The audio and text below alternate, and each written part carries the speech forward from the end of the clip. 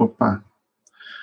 Olá, pessoal. A gente hoje vai ter um papo que a gente considera super interessante e efetivo para a carreira das pessoas de tecnologia, né?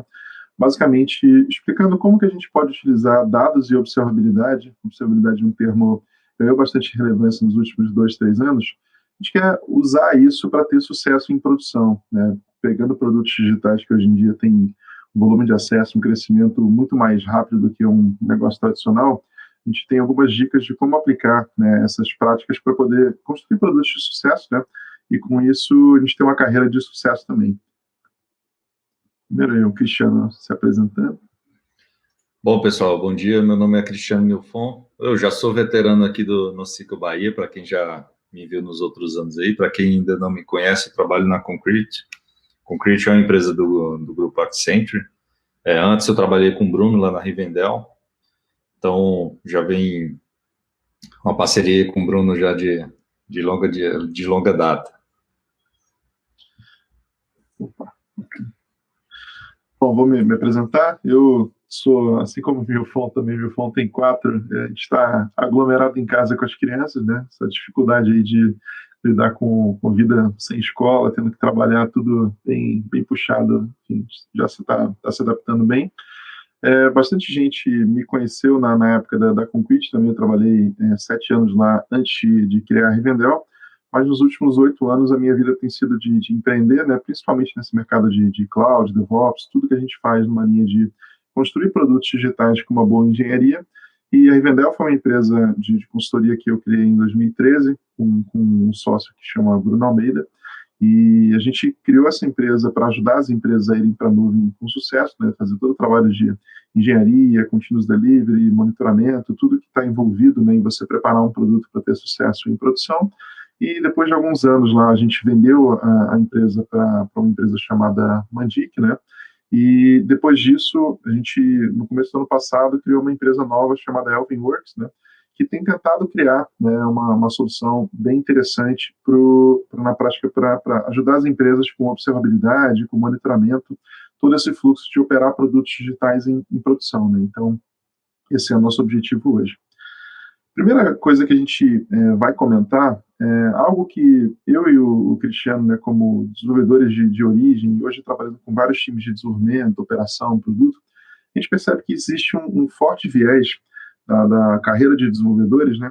A gente sempre é muito orientado e preparado a estudar tecnologias de desenvolvimento, né? A gente estuda linguagens, front-end, back-end, várias coisas que ajudam a gente, inclusive bancos NoSQL, né, que é um tema super importante também, mas a gente aprende muito como que se constrói aplicações, coloca no ar, e é praticamente até aí que vai a preparação, né? A gente cada vez mais estudando como que eu construo um produto com o máximo de qualidade e coloco ele no ar, abstraindo bastante o que acontece, né, depois que o produto vai para a produção. Essa chamada vida em produção não é hoje algo que está no dia a dia dos desenvolvedores, tem muitas pessoas que totalmente abstraem isso, sabendo que outro time vai operar, e a gente acredita que isso não é o melhor modelo, né? A gente pode ter pessoas com muito mais sucesso se elas aprenderem, né, desde o primeiro momento, como que ela pode preparar o produto dela para ser sucesso em produção, se realmente é algo que vai trazer satisfação para o cliente final e trazer bons resultados para as empresas, né? Então a gente vai tentar trazer um pouquinho, né, uma visão de carreira, né, para profissionais de tecnologia, principalmente na visão de desenvolvimento, que a gente entende que dá para ter um caminho um pouquinho mais estratégico para ter sucesso, né, na carreira, nos níveis de liderança depois. Hoje existe uma visão de carreira técnica, isso várias empresas aqui no Brasil já estão utilizando, nas empresas do Vale do Silício, Europa, isso já era um pouco mais comum, aquela visão de trilha de especialista, né, que é um perfil bastante técnico, que vai ganhando mais e mais competência e impacto à medida que vai progredindo, e existe também uma carreira complementar, que é a trilha de gestão.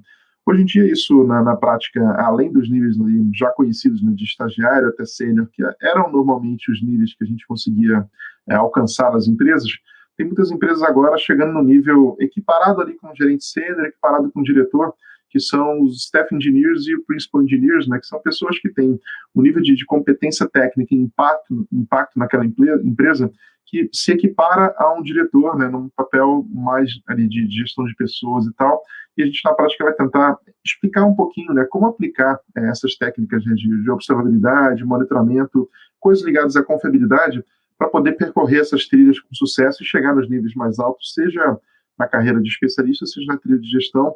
Esses conhecimentos são muito bons, né, de acumular no começo da carreira, né? Quanto mais a gente consegue passar por lugares que vão dar a oportunidade de a gente desenvolver esse tipo de habilidade, né, mais fácil vai ser a gente chegar nos níveis mais altos depois, e a gente quer, na prática, ajudar as pessoas a terem esse caminho com sucesso, né, que elas consigam ser profissionais de destaque nas suas empresas e criando produtos bons para todo mundo, né. E isso, de fato, né, a gente entende hoje, né, o papel do Reliability Engineer, né, uma visão de quem é que está preocupado com a confiabilidade daquele produto em produção. Hoje ele é muito chave, porque todos os produtos digitais, dificilmente eles são sozinhos no mercado, né? Eles sempre tem muita concorrência, muito foco no cliente, e a gente entende que hoje esse papel de confiabilidade, você blindar o seu cliente final, enfim, o seu stakeholder ali, de problemas em produção que vão impactar o negócio da empresa, é essencial, e existem boas técnicas de observabilidade para permitir que a gente chegue lá com um nível de esforço e sofrimento o mais baixo possível, né?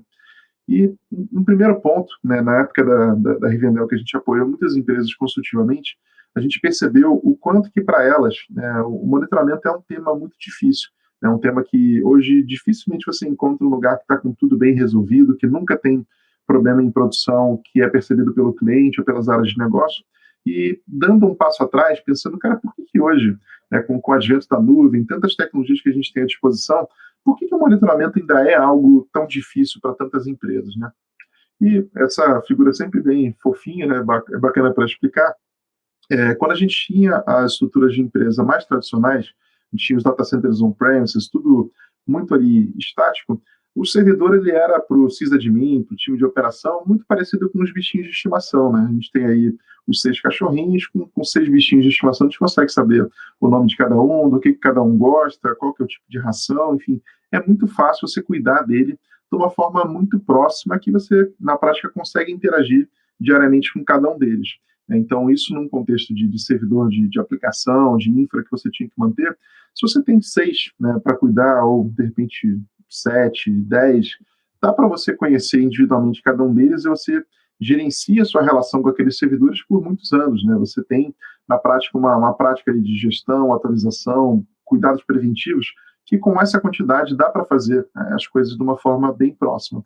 O problema é que quando a empresa vai crescendo e a gente chega num cenário bem diferente, o pessoal brinca, né, que o DevOps, né, é você conseguir lidar com os seus servidores, lidar com o seu parque de infraestrutura, lidando como gado e não como bicho de estimação. E aí você tem na prática o papel do boiadeiro, né? Ele vê essa boiada toda ali descendo a ladeira, ele tem que conduzir aquela, na prática, quantidade de servidores, quantidade de bichos, né, de uma forma que não dá para chamar o boizinho pelo nome, né? Você não fala, oh, vem cá, o Gildo, vem cá, vem pular a cerca comigo aqui. Não dá para fazer assim, né? Quando você tem centenas de servidores, containers, coisas que são muito além do que você consegue tratar individualmente, você precisa, né, de técnicas e abordagens um pouco mais diferentes, né? E o monitoramento, ele também é muito parecido com isso. Se você precisa monitorar uma quantidade que são centenas, que são, de repente, até milhares, né, de containers, funções Lambda, qualquer coisa que você precise monitorar, não dá para aplicar aquele modelo de monitoramento no qual você pega peça por peça e monitora ele de uma forma individual. Você tem que ir numa abordagem que permita que você trabalhe com escala, né? E aí é muito mais medir o impacto para o cliente final, medir de fato o que está impactando o negócio, né? Do que tentar ver, cara, será que esse boizinho está com fome? Será que esse boizinho aqui está com algum problema, né, que eu preciso tratar? Não dá para ser assim. A gente precisa tratar, na prática, métricas, né, e indicadores que deem para a gente uma visão de saúde no agregado, né, não na visão muito individual. E aí, um dos pontos que a gente aplica de técnica sobre isso aqui no FOM, hoje um mestre no assunto, é a abordagem do Product Ops, né, que é como que a gente traz operação e visão de produto, né, de uma forma integrada, deixar aí o Mifon contar toda a história dele, a experiência, que enfim, vai agregar bastante para todo mundo. Bom, pessoal, pegando aí o gancho do Bruno, assim, uma discussão que a gente vem fazendo há muito tempo, que é a falta de visibilidade que a gente tem sobre os processos em produção. Então, você tem um nome bonito para cada fase ou para cada momento que você está desenvolvendo, para cada conjunto de práticas, e produção sempre foi muito relegado. Assim, tem gente que chama de ongoing. O Google deu o nome de SRE, mas é algo muito específico, assim, ele não representa a vida em produção como um todo. Se você pega a definição clássica de gestão de produtos, assim, eles dividem os autores principais da literatura, que já está clássica, e a gente tem 20 anos de livros, mais ou menos, no mercado. Hoje, meio que se consolida que você tem dois grandes blocos, então você tem todas as práticas de discovery e você tem todas as práticas de delivery. Delivery, no contexto de produto, é toda a entrega do software. Né? Discovery seria todo o refinamento. Estou pensando ali em Kanban, por exemplo, é o conceito upstream e downstream. Então, você tem toda a parte ali de refinamento, de discovery, de leanception, design thinking, etc., para tentar entender o que é que precisa ser construído, e todas as práticas de entrega do produto em si. Quando a gente vai para uma abordagem de ProDops, já puxando o DevOps ali, vendo o contexto de engenharia, dá para a gente dividir esse delivery no contexto de produto em dois grandes blocos também. Toda a parte de delivery para a gente na engenharia é o processo de entregar, de construir e entregar o software em produção, e toda a parte de observability, aqui um contexto mais amplo, que é observar tudo que acontece em produção, gestão de incidentes, ver o que é que está acontecendo, toda a gestão de logs. No momento do troubleshooting, você ter todo instrumentado para fazer um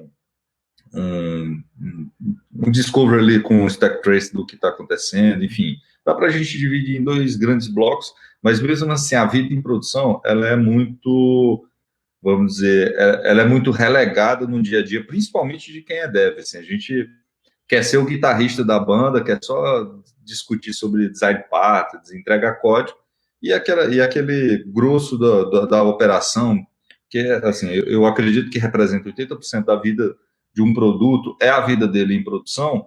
A gente nunca trata isso muito bem, a gente sempre relega e deixa um pouco para... até como carreira, não aprofunda muito bem, e assim, sempre é o pessoal de operação. O conceito de DevOps ainda é muito confuso na cabeça da maioria das pessoas de empresas tradicionais, principalmente, porque até onde um DevOps vai, até onde o Dev tem que ir. Então, isso ainda é um pouco confuso. Pode passar mais um. Bom, além disso, até linkando com o contexto desse evento, de falar de NoSQL, nós temos também, não em paralelo, mas já mesclando com esse contexto de entrega de produto digital, todas as operações de DataOps, como a gente chama hoje em dia, que é muito mais do que Data Science. Assim.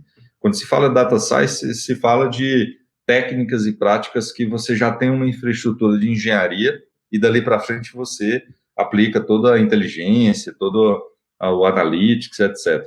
E todo esse contexto de DataOps hoje em dia como é que eu monto a engenharia, como é que eu trago isso para frente para sair na largada e eu entregar para o time de data lá na frente, já tudo estruturado. Então, esse contexto também, junto hoje no desenvolvimento de produto, tem crescido bastante, e é o que impacta diretamente aqui no tema do evento, sobre como a gente administra as entregas, a observabilidade, e alimenta a engenharia de entregar uma boa qualidade de dados para os times de dados, e não só para os times de dados, mas também para todas as equipes de produto que precisam fazer algum analytics em cima.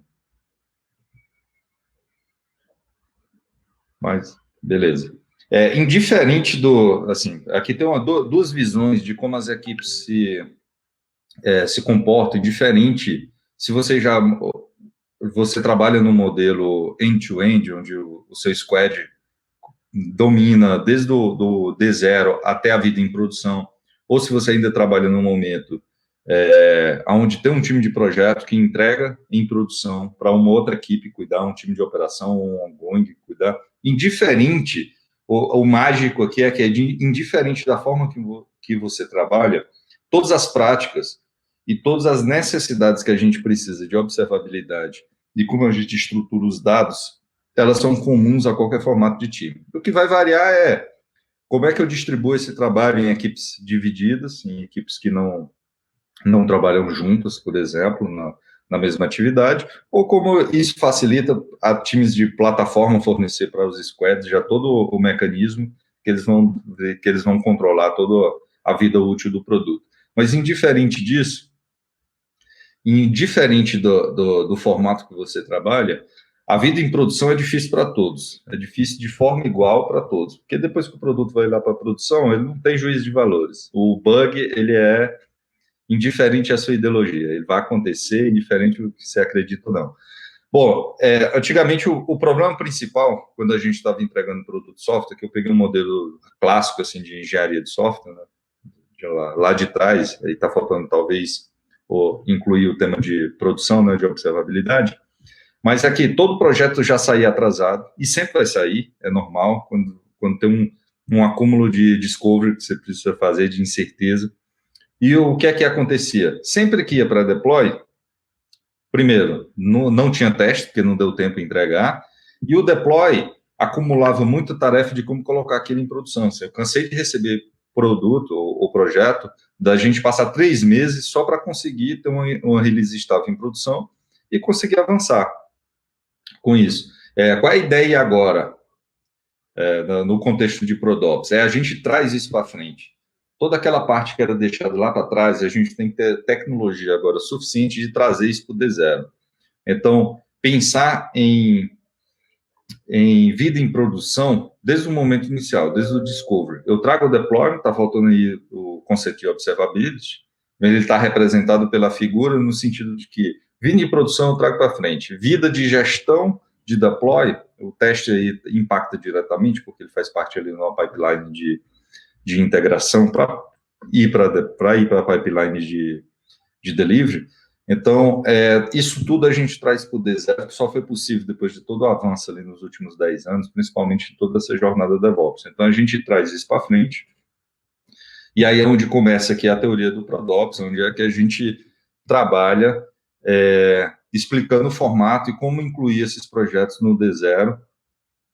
Aqui tem um template básico, assim, que eu vou falar muito rápido, o ProDops, a ideia é, eu trago a visão de engenharia para frente, eu vou montar projetos junto com os projetos de software, de código, desde o discovery, então desde o kickoff ali do projeto, ou como se chama, da sprint, etc., da construção de um produto, aqui não importa a fase, se é uma modernização, se é uma transição, se é só um refactor, se é um produto novo, se é uma nova sprint. No kickoff, você traz para frente todas as necessidades que você precisa construir também na engenharia.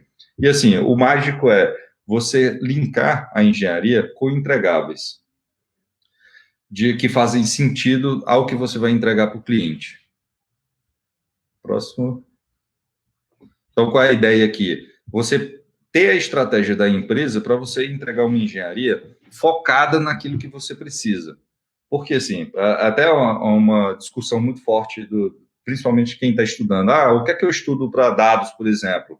Que tipo de NoSQL eu vou estudar? Mongo, Kafka, tudo que faz parte desse ecossistema, uma Aurora, enfim. A pessoa fica confusa, mas por quê? Ela está olhando para a tecnologia em si. E você tem que olhar primeiro para a necessidade que você precisa. Quando você entende qual é a estratégia, quais são os OKRs que você tem que entregar, aí você vai escolher rápido e fácil qual NoSQL se encaixa, aqui falando especificamente no NoSQL, mas não só no NoSQL, né? Toda a pipeline CI/CD, quais tecnologias você vai utilizar.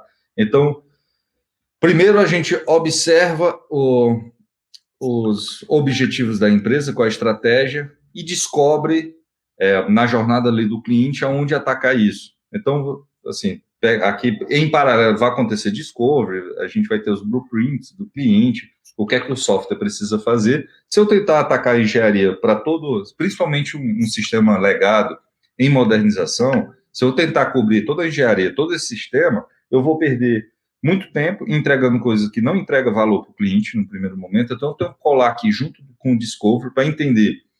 Mais um slide. Para entender especificamente o que é que o produto faz, extrair qual é o grau de inovação, eu tenho que colar a engenharia, principalmente se for uma modernização muito próximo àquele ponto de inovação que o produto faz, porque eu consigo identificar o core do produto. No core do produto, aí eu trabalho no estado da arte. Aqui tem um template do livro Crossing the Chasm, de 30 anos atrás, que é um clássico, assim, todos os trabalhos de startup, Lean Startup, etc., seguem esse template, então, todos os modelos de discovery utilizam esse template para identificar, assim, qual o ponto de inovação do produto. Mais um. E você tentar identificar, junto com o Discovery, qual é o ponto da jornada do cliente. O Google chama isso de micromomentos, né? Quais são os momentos que você se conecta com aquele cliente. Então, aquele produto, ele entrega alguma coisa àquele cliente. Existe um ponto desse que ele representa o que a gente chama hoje de New Pareto. Você dá uma lupa no ponto desse, mais um, pode ir um, que é o New Pareto. Você dá, o Pareto, para quem nunca ouviu, é um termo comum, mas para quem não ouviu, é aquela teoria do 80-20. Sempre tem 20% de atividades que representam 80% de resultado. E tem 80% de resultados que só representam 20% de tarefas que só representam 20% de resultado. Então, o New Pareto, ele se aplica a qualquer coisa. O que é que o pessoal definiu como New Pareto? Você decompõe 80-20 de 80-20, dá 64-4. Você decompõe 80-20 de 64-4, dá 51, né? Então, o New Pareto seria, existe uma atividade que ela representa 50% de resultado. Se você souber escolher muito bem essa atividade, e aqui no caso, trazendo para o conceito de ProDops, é tentar identificar assim, o core que entrega mais valor para o cliente, você entrega 50% de resultado da sua aplicação inteira. E aqui é estado da arte, você fazer CI/CD, fazer observabilidade, a construir a estratégia e a história de dados, que eu vou falar um pouco mais na frente. Mais um aí, por favor. Aqui, só para complementar esse modelo, se usa muito hoje o termo SaaS, né? Então, o que é que as empresas investem em startups? Os unicórnios geralmente são empresas onde, numa escala de SaaS, ela está no extremo de que as pessoas apoiam softwares. Então, é tudo automatizado, tudo self-service. Quanto mais SaaS você for, mais valoroso, maior é o seu valuation, né? Maior é o seu lucro, porque você consegue escalar muito rápido sem precisar contratar muita gente. E você consegue crescer muito rápido sem precisar estar também crescendo o tamanho da empresa. Então, aqui só para trazer esse conceito aqui, que ele vai dar base para o próximo slide.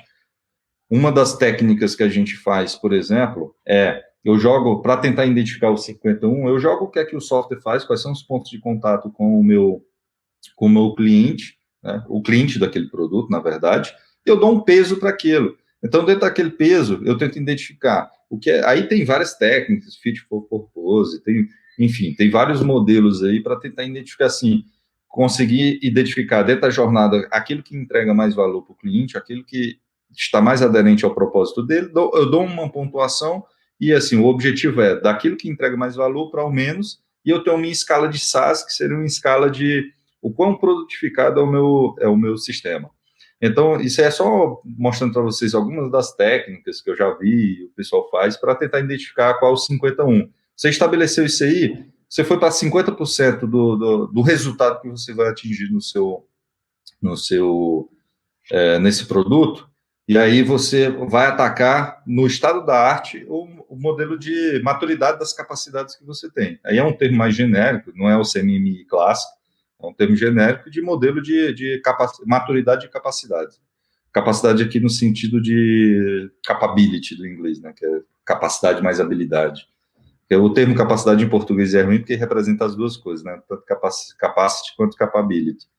Mas aqui no conceito de capacidades mesmo de execução em cada pilar. E aí você aplica o estado da arte, você verifica qual a capacidade em cada uma das estratégias que você precisa entregar e tenta equilibrar com o momento da empresa. No próximo slide, eu gosto de fazer... aí tem pilares tanto de observabilidade como CI/CD, coisas de delivery, coisas de observability. No próximo slide, o que é que eu gosto de fazer? Eu equilibro o momento da empresa. Se a empresa está mais early stage, ela precisa muito de delivery. Então, ela precisa colocar versões com qualidade mais rápido no ar. Então, o percentual de delivery ele vai ser bem maior. Se a empresa já está no momento de tração de escala, ela precisa de observabilidade no estado da arte, porque ela precisa entender antes do cliente final aonde estão os problemas, pegar a gestão de incidentes, etc., e trazer para frente até antes do que colocar software tão rápido no ar assim. Então, só um equilíbrio de proporções para vocês entenderem também com o momento que a empresa se encontra, o quanto de gastar esforço. E assim, inovação e invenção toda empresa quer trabalhar ali no conceito Oceano Azul, né, onde não tem concorrentes. Por exemplo, Netflix, quando começou lá atrás, não foi eles que inventaram o streaming. Então, eles não estavam ali no P&D, não era invenção. Eles inventaram como fazer um cinema em cima de uma tecnologia de streaming. Não tinha ninguém lá atrás. Então, eles pegaram o Oceano Azul aí de 10 anos e por isso que é esse fenômeno que é hoje. Só quem for entrar hoje, uma Disney+, ela já entrou no Oceano Vermelho, né? Já tinha, sei lá, Hulu, já tinha uns 10 concorrentes aí, 4, 5 maiores. Então, quem entrar agora nessa parada de streaming, se a Globo quiser competir agora com a Globo lá atrás, já tinha streaming, por exemplo, há 10 anos atrás, junto com o Netflix, só que tinha uma operação local. Se ela entrar agora para competir mundial com o Netflix, ela está entrando num oceano aí banhado de sangue. Mais um, por favor. Então, o que eu falei de equilibrar os KPIs com os OKRs, mas assim, os KPIs do que a gente precisa de engenharia, ali tem as 4 métricas do Accelerate, eu gosto de complementar com mais 3 de produção, a gente tem umas 6, 7 métricas, que você consegue aplicar em qualquer projeto, em qualquer produto, em qualquer fase dele, indiferente. O lance é aquilo que eu falei nos 2 slides anteriores. O que é que eu vou equilibrar primeiro, no momento da empresa? Ela é uma empresa que precisa mais de delivery, ela precisa mais colocar software em produção, existem alguns KPIs obrigatórios. Ela precisa mais de observability, mais produção, vida em produção. Existem um outro pilar aí de KPIs que são mais importantes. Eu dei 3 exemplos aí, MTTA, MTTR, SLA, para quem não conhece. É a média do tempo que o time... o MTTA é aquela média do tempo que o time toma ciência do problema, ou seja, o time levantou a mão e disse, olha, peguei o problema, sabemos o que aconteceu. O MTTR é o tempo que o sistema voltou ao ar, a média de tempo, né? E o SLA de disponibilidade. Então, só dando 3 exemplos aí de métricas super importantes em produção. E aí você fecha aquilo que eu chamo de uma dashboard, que você monta uma dashboard com o seu time, assim, o desenho da dashboard, e você vai montar os projetos para construir essa dashboard de confiança, resiliência e disponibilidade, ou seja, métricas e números, onde a engenharia vai entregar esses números para uma equipe de Nokia ou a equipe dos produtos digitais acompanharem como é que está a saúde daquela aplicação em tempo real. Então, você fez tudo isso para tentar descobrir, desenhe uma dashboard simples, assim, no máximo umas 7 métricas, tem alguns livros, acho que é o Blitzscaling, que ele fala que é assim, você deveria ter no máximo 5 métricas para você acompanhar na sua empresa inteira. Aqui no caso de tecnologia, trazendo para cá, assim, eu acho que 7 métricas, se você tem uma operação já robusta, elas são suficientes. São 7 KPIs, aqueles 4 do livro Accelerate, mais umas 3 de produção, porque o livro ele aborda muito a parte de delivery e cobre menos a parte de produção, e eu acho que, dependendo do momento da empresa, produção é muito mais importante. Se você está num ambiente de escala, então você desenha uma dashboard dessa, e aqui é onde entra todo esse latim que eu soltei aqui, é onde volta para o contexto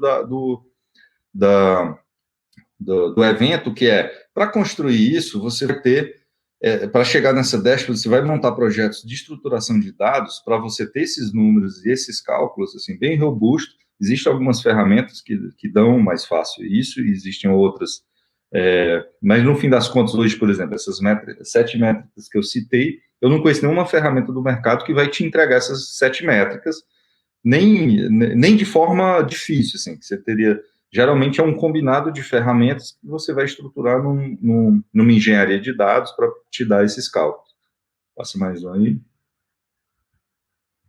E aí, no final, você vai ter, é o que eu estava falando, você vai ter projetos em cada um desses pilares, tanto no delivery como observability, vai entregar cada uma dessas capacidades para você ter todos esses números metrificados. E, além disso, você ter ferramental como log, stack trace, para um caso que o time precisa operar, fazer um troubleshooting, já está tudo instrumentado. Então, no final, você sai com esse projeto e, puxando no próximo slide, puxando a questão de dados, então, DataOps está vindo aí muito, muito forte, apesar de que é uma teoria muito nova, e por ser muito nova, não tem literatura ainda, que a gente pode dizer, a literatura clássica de DataOps é aquele livro X. Existem alguns livros saindo, e muito texto e vídeos falando.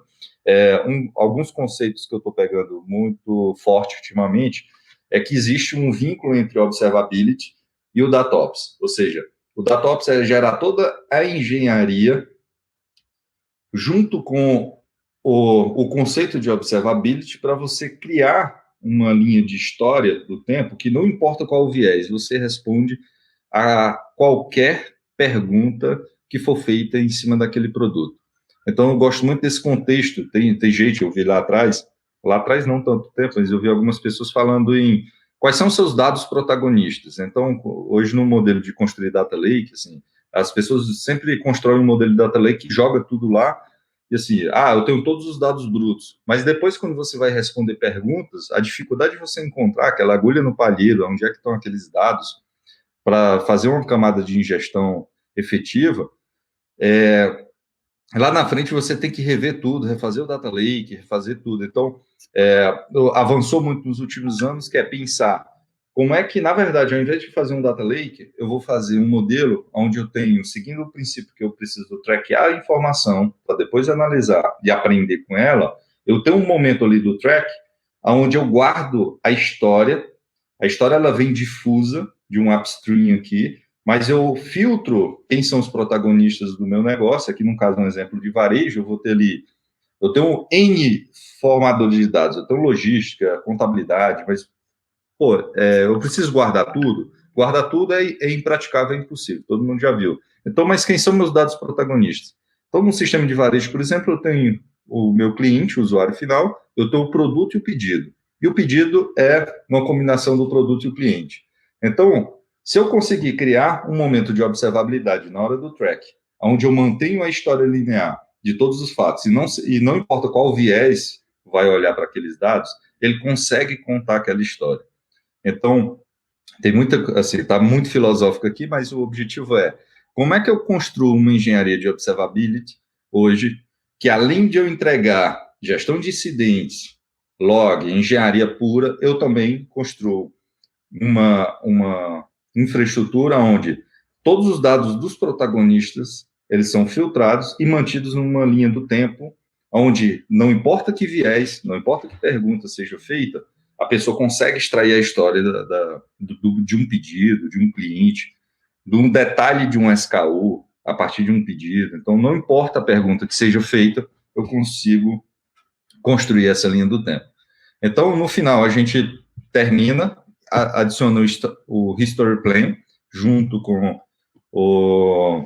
os planos de observability como um todo, e aí você começa a construir a sua engenharia para entregar esses pilares, e é onde o Pereira vai brilhar aí.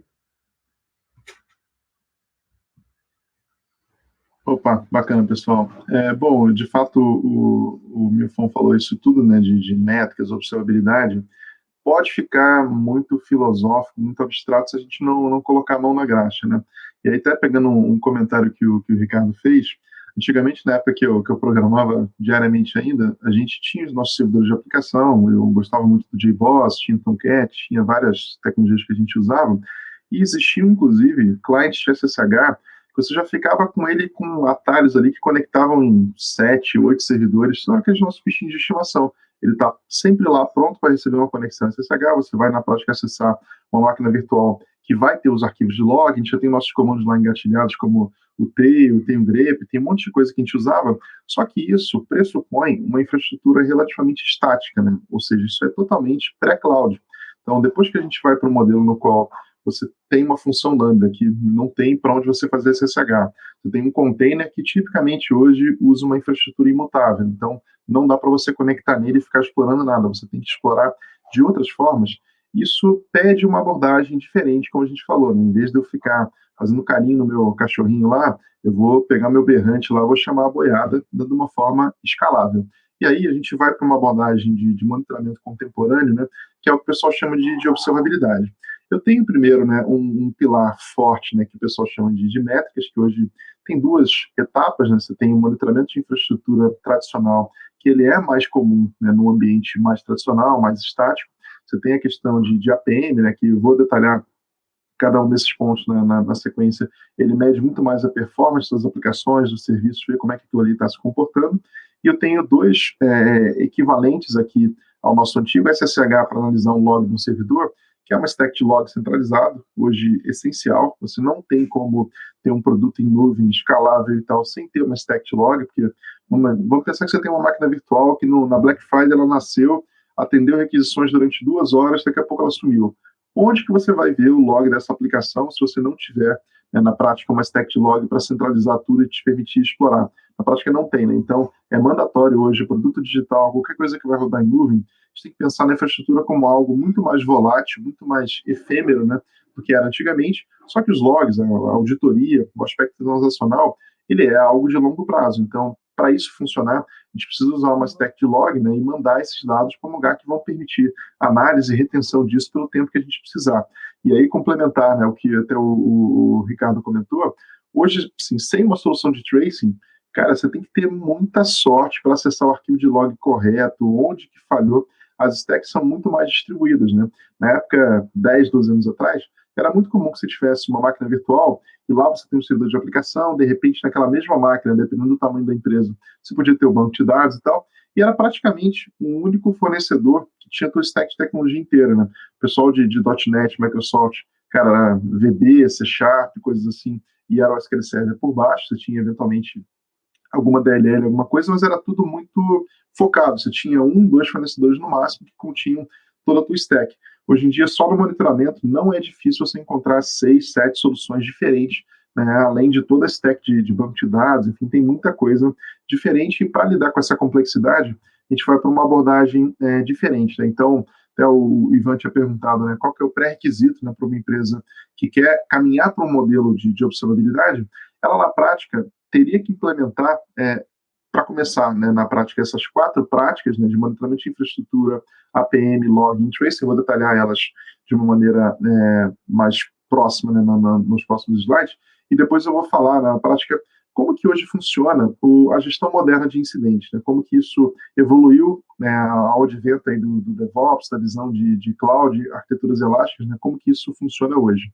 Na prática, os nossos times de desenvolvimento, o pessoal que operava, né, a visão de dev, ela, na prática, acontecia muito nessas etapas de cima, né, assim, o controle de versão, o provisionamento de infraestrutura, CI/CD, isso tudo acontecia, né, na prática, para levar o nosso produto até ser colocado em produção, e aí, em muitos lugares, acontecia como se fosse um time de desenvolvimento jogando um artefato por cima do muro, né, e um outro time diferente, não conhecia todo esse histórico aqui, ele operava o que se chamava de vida em produção, atuando ali com esses 5 contextos distintos, né? O monitoramento, APM, logging, tracing e também a gestão de incidentes. Então, era como se eu tivesse assim, essa vida em produção, um muro ali de Berlim, né, no qual você separa um grupo que está trabalhando na frente de construir o produto, né, e colocar ele vivo para o cliente final. Depois que ele se torna vivo para o cliente final, é um outro grupo ali totalmente distinto, com uma troca de contexto enorme, né?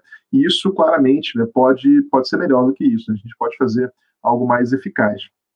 E aí, pensando hoje, né, por exemplo, nessas pernas, né, do monitoramento de infraestrutura, como que, na prática, uma empresa tradicional que, de repente, não está aplicando observabilidade pode enxergar isso, né, e se preparar para um modelo um pouco mais dinâmico, né? Primeiro, esse monitoramento de infraestrutura, ele hoje foca mais em componentes e thresholds estáticos, né? O que seria isso, né? Eu posso ter, basicamente, um servidor de banco de dados que ele é fixo ali, ele não vai mudar, ele continua tendo o mesmo endereço.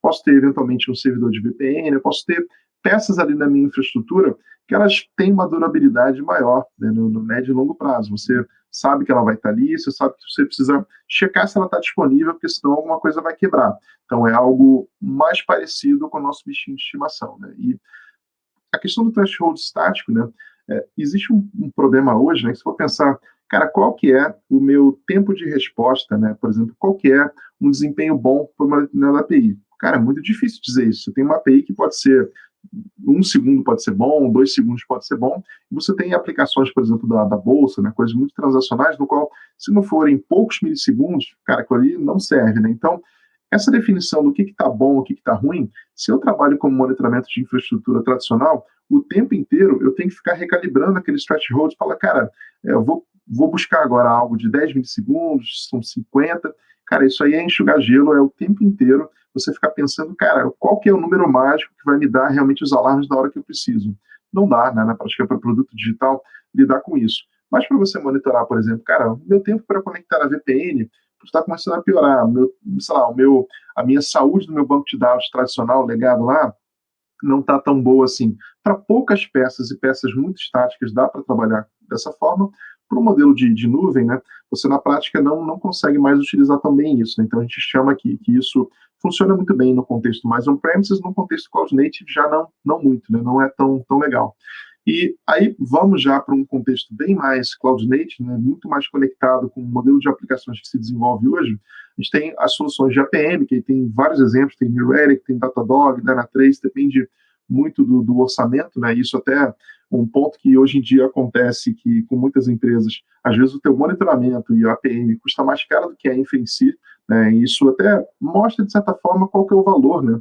Assim, se você tem uma infraestrutura que ela pode estar tão robusta quanto for, se ela não está se mantendo saudável, não está tendo desempenho adequado, para o negócio não ajuda, né? Não adianta.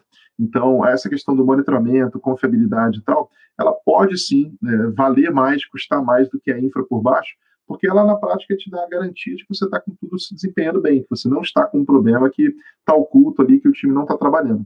E aí, num contexto de APM, a gente já tem dados que são parte estruturados, parte semi-estruturados, nem tanta coisa é tão previsível assim, tem muito uma visão de time series, né? Então, por exemplo, em vez de eu tentar adivinhar qual que é o tempo ideal para uma API responder, eu vou acompanhar, cara, vamos combinar que o normal, eu vou considerar que é o meu percentil 90, por exemplo. Cara, o percentil 90 é 90% das requisições são atendidas em até um segundo.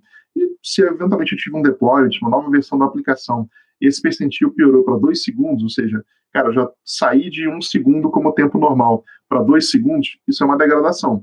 Talvez seja alguma coisa temporária, alguma coisa que vai passar daqui a pouco, mas isso pode ser uma degradação que não tornou ainda meu sistema indisponível, mas vai tornar. Então, é muito mais a gente pensar, cara, eu não me importo, o que é necessariamente qual que é o número absoluto que é o bom. Eu vou tentar acompanhar, cara, se está piorando, se está sinalizando que vai ter um problema, né? E nisso o APM, o evento do AppDex, por exemplo, é muito útil. Ele te dá uma visão, olha, não está fora ainda, mas está piorando, faz alguma coisa, porque senão você vai ter um problema sério no teu produto, né? E aí, trazendo de volta naquela questão dos logs, né? Cara, a gente tem hoje centenas de pecinhas que podem produzir um log que a gente precisa analisar. Você tem uma arquitetura muito mais distribuída, né? Você tem um balanceador de carga, você tem um gateway de API, você tem um servidor de aplicação, um banco de dados. A única forma que você consegue, na prática, agregar tudo isso em conjunto, analisar e tirar alguma conclusão, é tendo uma estrutura de log centralizada, né, no qual você tem, basicamente, os documentos são enviados para lá, tem muito uso, né, stack principal disso, líder de mercado de uma empresa super importante, é o Elasticsearch, né, o Elasticsearch.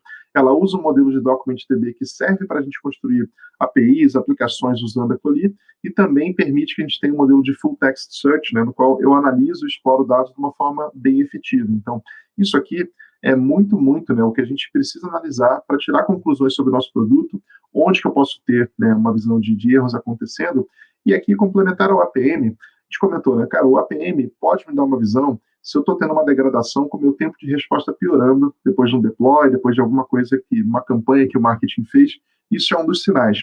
Na questão do logs, eu vou procurar mais a questão do percentual de erros. Vamos dizer que no momento de saúde da empresa, se o produto está comportando normalmente, eu tenho, de repente, uns 4 ou 5 mensagens de log de erro por hora naquela aplicação. Isso aí seria mais ou menos normal, e esses erros podem ser, eventualmente, dados inconsistentes, um cliente que fez uma requisição errada. Vamos dizer que o normal é aquilo ali.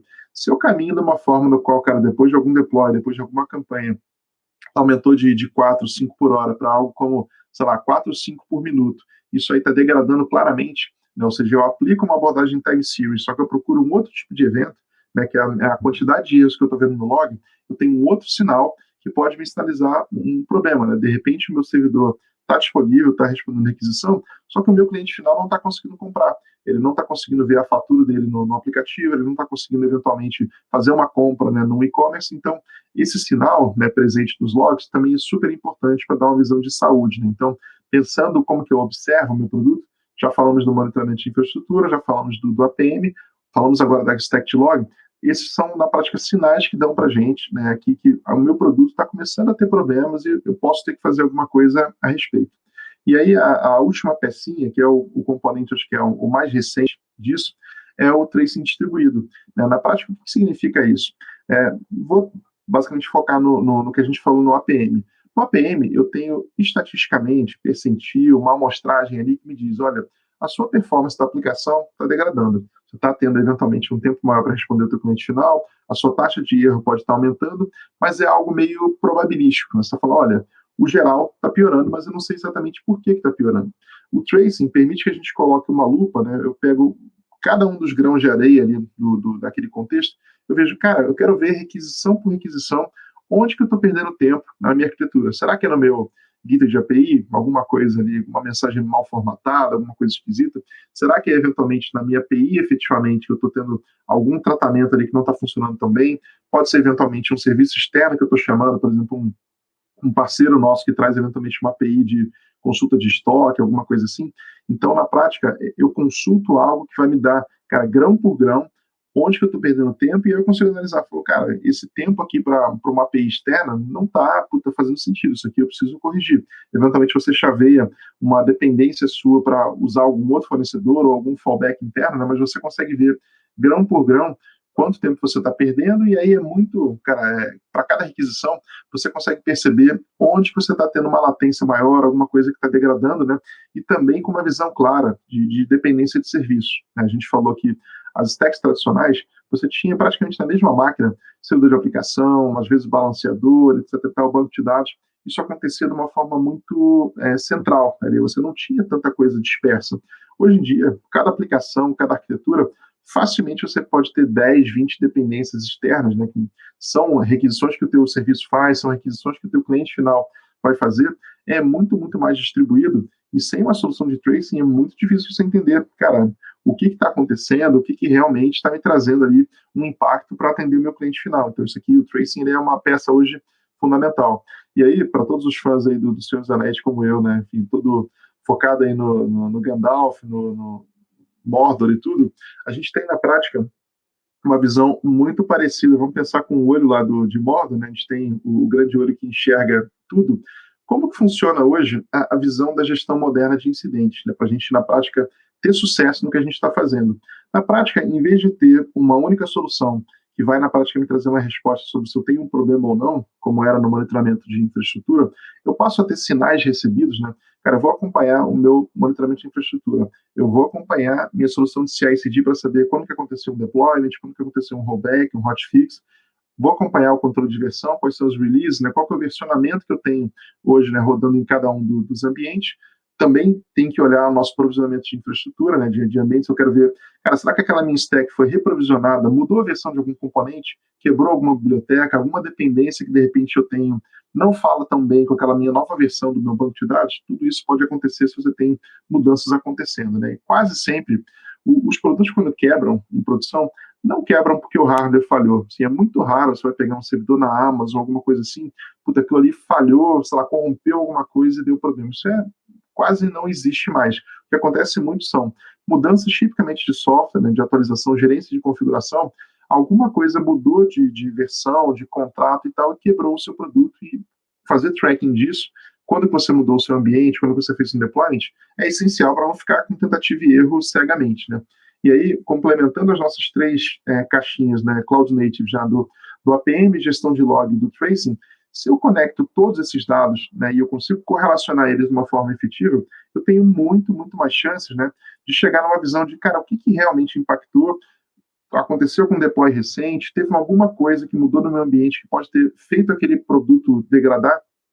A gestão de maneira de incidente, se uma empresa não está correlacionando todos os eventos ligados a isso, ela com certeza está tendo um time de operação, um time de SRE, fazendo tentativa e erro, logando. Vamos pensar, se você não faz correlação, você vai ter que entrar, logar em cada uma dessas ferramentas. Você vai ter que ver os seus hábitos lá como de infraestrutura. Será que aconteceu alguma coisa ali? Será que teve algum deploy? Eu vou entrar no Jenkins lá para ver. Eu vou ver o Git se teve alguma coisa recente que foi reconfigurado. Cara, num contexto de incidente, não dá para você ficar, um time acessando uma wiki para ver onde é que as coisas estão, loga em 7, 8 ferramentas. Cara, isso aí é tentativa e erro, isso aí é não usar dados, não usar eventos a nosso favor. Então, na prática, que a gente entende que hoje, de fato, resolve o problema e permite que a gente tenha uma perfeita clareza e observabilidade conectar todos os dados que eu tenho à nossa disposição e tentar tirar conclusões com isso. O que seria, por exemplo, vamos comparar, isso seria você ser atendido num pronto-socorro, numa emergência, pelo médico que acompanha a tua saúde há 20 anos e ele tendo todos os seus exames à disposição. Sabe os seus hábitos, sabe o que você faz, o que você come, etc. e tal. Ele sabe exatamente o que pode ter causado. E o alternativo a isso, né, sem a observabilidade, você chega no plantão, você fala que está com dor de cabeça, o cara não conhece você, não sabe o que você comeu, ele não sabe se você tem pressão alta, e ele vai ter que tentar, ali num esforço heróico, tentar descobrir, vai tentar te dar, de repente, algum remédio para passar a tua dor de cabeça. Talvez, né, dependendo do que acontece em produção, isso acontece muito, às vezes a solução do problema gera um problema maior do que aquele problema original. Né? Então, na prática, a observabilidade e a correlação de todos esses eventos permitem que a gente saia do escuro e saiba exatamente, cara, o que está impactando, onde que eu preciso mexer, se é fazer um rollback, se é restartar um serviço, para resolver a dor, né, de uma forma profissional, né, sem ser tentativa e erro, porque tentativa e erro gera frustração para todo mundo e as empresas, na prática, não conseguem mais fazer isso de uma forma proficiente.